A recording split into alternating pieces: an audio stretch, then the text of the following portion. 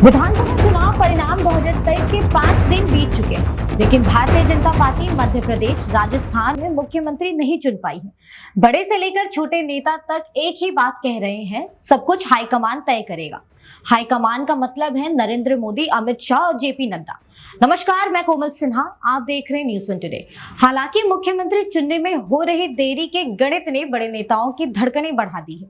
BJP ने जब भी मुख्यमंत्री चुनने में 5 दिन से ज्यादा का वक्त लगाया है, तब पार्टी ने पुराने के बदले नए चेहरे को तरजीह दी है।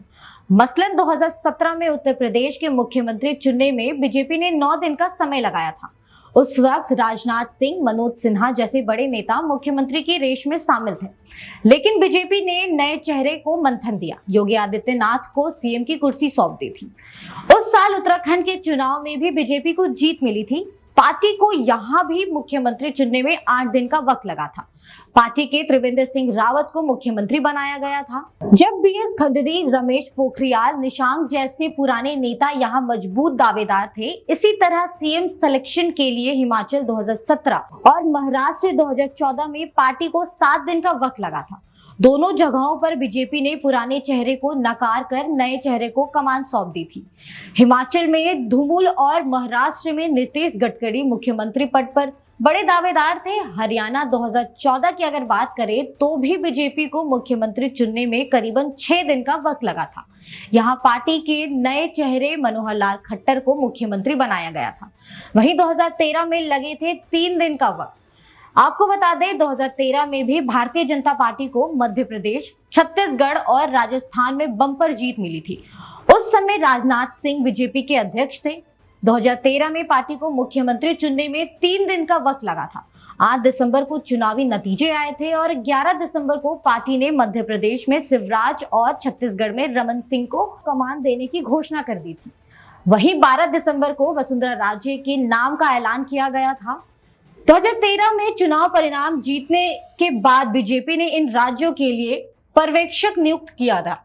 उस वक्त मध्य प्रदेश के लिए सुषमा स्वराज, राजीव प्रताप और अनंत कुमार को पर्यवेक्षक बनाया गया था। वेंकैया नायडू, जेपी नड्डा और धर्मेंद्र प्रताप छत्तीसगढ़ के पर्यवेक्षक थे, जबकि अरुण जेटली, अमित शाह और कप्तान सोलंकी बतौर पर्यवेक्षक बनाकर राजस्थान गए थे। 5 दिन से कम का वक्त लगा था, यानी चेहरा रिपीट होता है। 2019 में हरियाणा चुनाव के रिजल्ट के 3 दिन बाद ही बीजेपी ने मुख्यमंत्री का ऐलान कर दिया था। पार्टी ने मनोहर लाल खट्टर को दूसरी बार राज्य की बागडोर सौंपने की जिम्मेदारी दे दी थी। गुजरात में भी 8 दिसंबर 2022 को चुनाव परिणाम आया, जिसमें बीजेपी को एक तरफा जीत मिली थी। वहीं पार्टी ने 3 दिन के भीतर ही मुख्यमंत्री का नाम ऐलान कर दिया। भूपेंद्र पटेल को ही पार्टी ने सीएम की जिम्मेदारी सौंपी थी। वहीं 2019 की अगर हम बात करें तो महाराष्ट्र चुनाव परिणाम के 5 दिन बाद ही देवेंद्र फडणवीस को बीजेपी ने विधायक दल का नेता चुन लिया था। हालांकि शिवसेना की वजह से फडणवीस उस वक्त सरकार नहीं बना पाए थे। शिवसेना ने पावर शेयरिंग के मुद्दे पर बीजेपी से समर्थन वापस ले लिया था। 2014 के बाद सत्ता में रहने वाले बीजेपी ने जिस भी राज्य में चुनाव जीती है, वहां के मुख्यमंत्री नहीं बदले हैं। हालांकि 2021 का असम चुनाव इसका अपवाद है। पार्टी सूत्रों का कहना है कि यही डर मध्य प्रदेश के मुख्यमंत्री शिवराज सिंह चौहान को सता रहा है। 2017 में गुजरात विधानसभा चुनाव में जीत के बाद विजय रूमानी को फिर से मुख्यमंत्री बनाया गया था।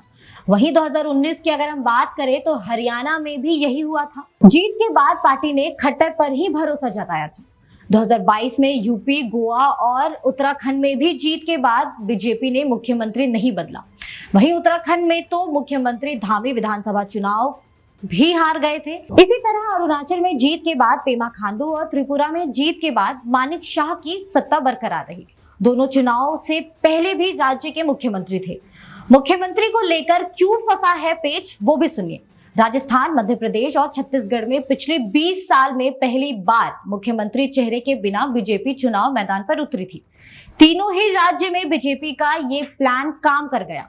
इसी वजह से मुख्यमंत्री तय करने में पार्टी को मशक्कत करनी पड़ रही है।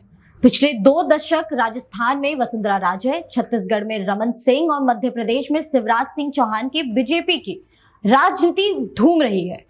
कहा जा रहा है कि हाईकमान अब इसे खत्म करना चाहती है। वहीं राजस्थान में वसुंधरा राजे और मध्य प्रदेश में शिवराज सिंह चौहान काफी मजबूत स्थिति में हैं। लोकसभा चुनाव नजदीक होने की वजह से बीजेपी कोई भी फैसला जल्दबाजी में नहीं लेना चाह रही है।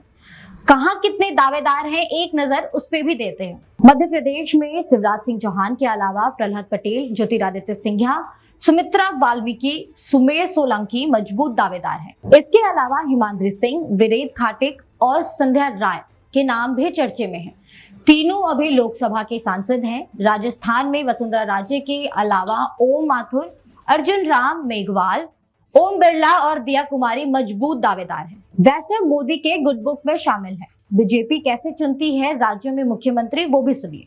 भारतीय जनता पार्टी में भी मुख्यमंत्री चयन की प्रक्रिया कांग्रेस की तरह ही है। चुनाव में जीत के बाद दिल्ली से पर्यवेक्षक भेजे जाते हैं। पर्यवेक्षक सभी विधायकों से राय लेते हैं और आला कमान को बताते हैं। इसके बाद पार्टी के राष्ट्रीय अध्यक्ष अपना फैसला सुनाते हैं, जो विधायक दल की मीटिंग में बताया जाता है।